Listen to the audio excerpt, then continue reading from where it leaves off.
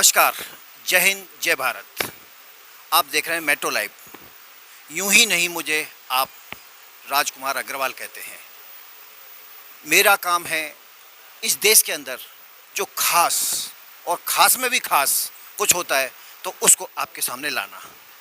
आज एक ऐसी शख्सियत को मैं लेकर के आपके सामने आ रहा हूं जिनका नाम है राम कुमार बघेल। आप आचार्य हैं और आपको ये बात बताऊंगा कि आपके अंदर क्या खासियत है और आपने इस देश को क्या दिया है, आप इस देश को क्या देने वाले हैं, इस धरोहर को, इस देश को कैसे आप आगे ले जाने वाले हैं। मैं सबसे पहले परिचय कराना चाहूँगा श्रीमान राम कुमार जी। राम कुमार जी, स्वागत है आपका। हरित प्रणाम जी, धन्यवाद आपका। आप हमें बताइए, आपके हाथ में एक ये पेड़ में पट्टी लगी हुई है, पेड़ लगाओ पर्यावरण बचाओ। आप अपनी आंखों से स्वयं देख लीजिए। और आज का जो दिन है वो खास इसलिए भी है, श्रावण मास चल रहा है और प्रथम सोमवार भी है और हरिद्वार का गंगा जल लेकर के आप गंगा जल लेकर के आप निकले हुए हैं हरियाणा के लिए। और आप हरियाणा पलवल के रहने वाले हैं। हम उनसे बात करेंगे।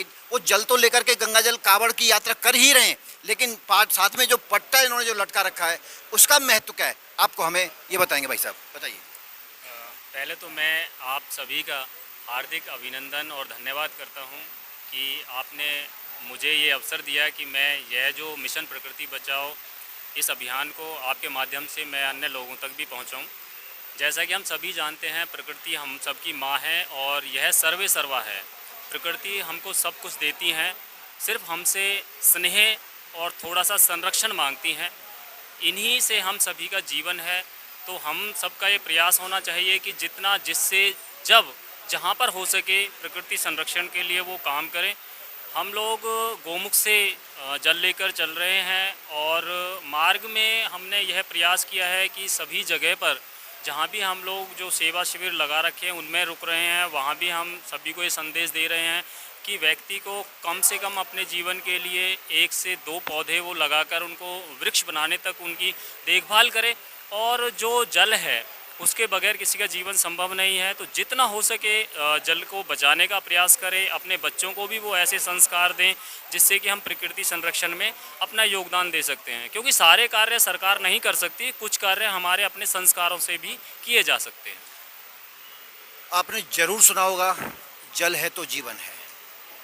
यह भी जरूर सुना होगा, जल ही जीवन है, जल है तो कल है। ऐसे बहुत सारे नारे जल के ऊपर आपने सुने हैं। लेकिन राम कुमार बघेल जी ने एक बहुत अच्छी बात कही कि सारे कार्य हमारे देश की सरकार या हमारे देश के प्रधानमंत्री नरेंद्र मोदी ही नहीं करेंगे, आपकी भी उसमें बहुत सारी जिम्मेवारियां हैं। तो आप अपनी जिम्मेवारियों को समझें तो मैं निश्चित है ये कि इस धरा पर होने वाले बहुत सारे रोगों से मानव को मुक्ति मिल सकती है।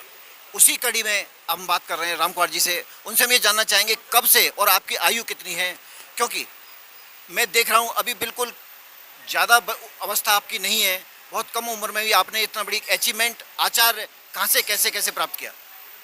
सर, मैंने शास्त्री दिल्ली राष्ट्रीय संस्कृत संस्थान से की है और आचार्य बनारस से की है। मैं MA BEd हूँ और मेरा प्रयास यही है। बचपन से हम लोग जीव जंतु पशु पालने वाले गडरिया जाति है, तो पशु पाले हैं बचपन से और हमारा लगाव रहा है। साथ ही अभी जो हम लोग कार्य कर रहे हैं उसमें मैंने पक्षियों को बचाने के लिए भी प्रयास किया है कि जो आपका जैसे कहते हैं कबाड़ से जुगाड़, मतलब पर्यावरण संरक्षण में आप ज़रूरी नहीं कि पैसे खर्च करके आप उसका संरक्षण करेंगे। आपके घर में जो व्यर्थ के कबाड़े की जो चीज़ें हैं आप उन्हें भी यूज़ कर सकते हैं।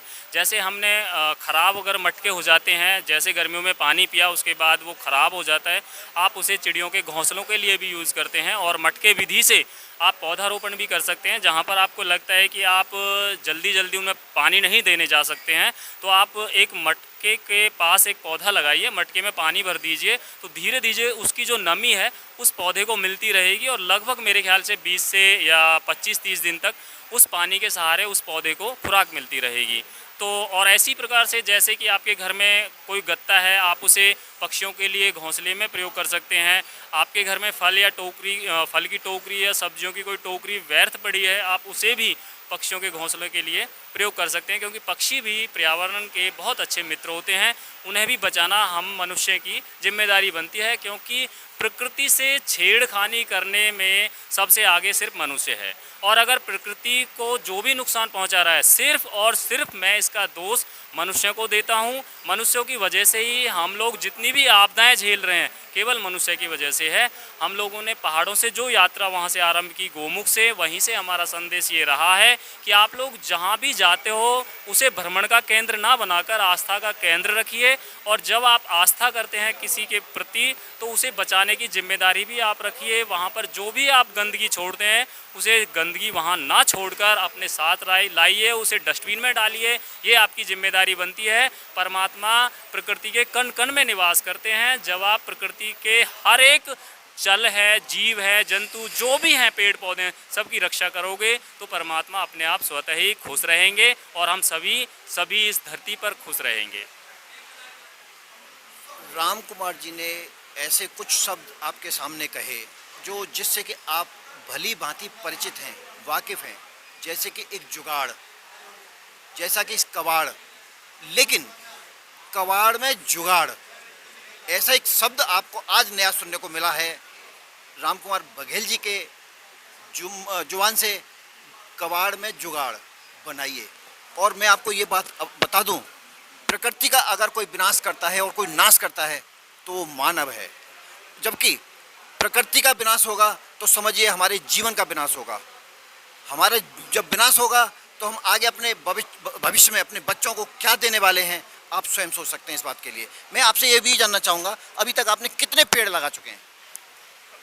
हम लोगों ने जो पौधे और पेड़, इनमें बहुत अंतर करके हम लोग चलते हैं। कुछ लोग जैसे तुलसी या एलोवेरा या ऐसी छोटी पौधों को, वनस्पतियों को, वो लोग पेड़ों की साथ में जोड़ देते हैं कि हम लोगों ने इतने पेड़ पौधों का रोपण किया।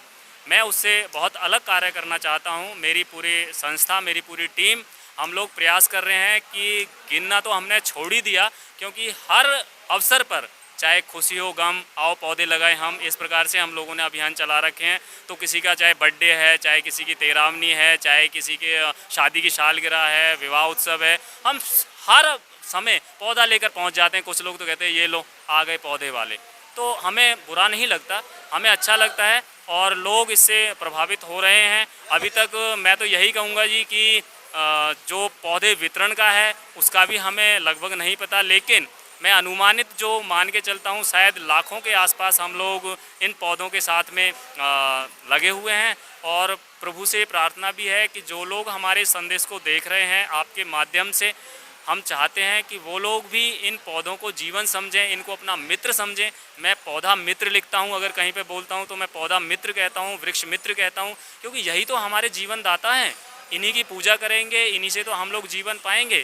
तो बस मेरा तो यही कहना है कि मैं ग्रीन एम्बेसडर आचार्य राम कुमार हरियाणा से ये आपसे निवेदन करता हूँ आपके माध्यम से कि जितना, जिससे, जब जहाँ पर हो सके, बस प्रकृति माँ की सेवा करते रहिए। वहीं सर्वे सर्वा हैं, वही हमें जीवन दे रही हैं। हरित प्रणाम, धन्यवाद। अंत में कुछ कहना चाहेंगे समाज के लिए?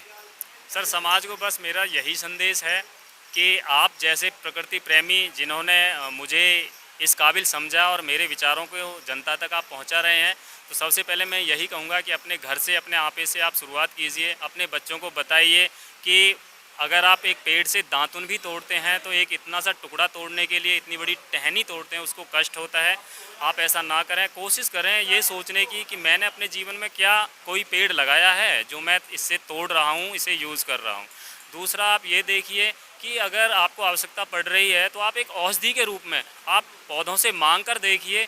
जब आप उनसे अपने मन में एक संकल्प करके कुछ मांगोगे और फिर उनकी दी हुई औषधि के रूप में पत्ते या टहनियाँ यूज़ करोगे तो उसका बहुत डबल आपको फ़ायदा होगा। क्योंकि भगवान हनुमान जी ने भी जब पर्वतराज से अनुमति लेकर और भगवान लक्ष्मण जी को जब औषधि दी थी तो उसका फ़ायदा आप लोग सबके सामने है। तो बस यही कहना है कि आप लोग प्रकृति माँ को सर्वे सर्वा समझें और उनकी पूजा वंदना करें, क्योंकि अपनी संस्कृति के साथ प्रकृति को जोड़कर, और जब आप उनकी वंदना करेंगे तो बड़ा आनंदित आपका मन होगा, आपका परिवार होगा, सब खुशहाल रहेंगे, फलेंगे फूलेंगे। बस मेरा यही छोटा सा संदेश है। धन्यवाद। ये थे श्रीमान आचार्य राम कुमार बघेल जी। मैं ये समझता हूँ कि आपको इनकी बातें ज़रूर पसंद आई होंगी।